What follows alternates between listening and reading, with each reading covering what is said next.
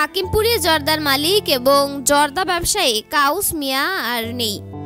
94 বছর বয়সে রাজধানীর আসগর আলী হাসপাতালে চিকিৎসাধীন অবস্থায় মারা যান তিনি। কাউস মিয়ার নাতি আনোয়ার সাদাত এ তথ্য নিশ্চিত করেছেন।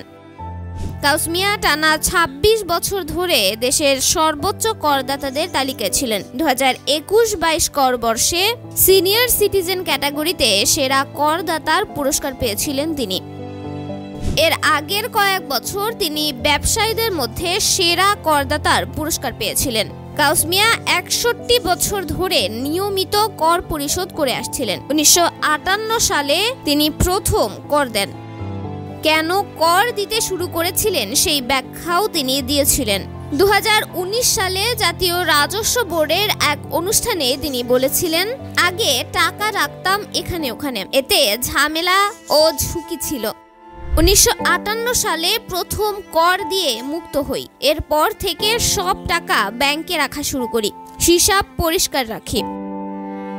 এর আগে 1967 সালে তৎকালীন পূর্ব পাকিস্তানেও সর্বাধিক করদাতা হয়েছিলেন কাউস মিয়া। 2008 সাল থেকে তিনি দেশের শীর্ষ করদাতা ব্যবসায়ীদের তালিকায় স্থান করে নেন। তন্নি শিকদার, দৈনিক সকালের দুনিয়া।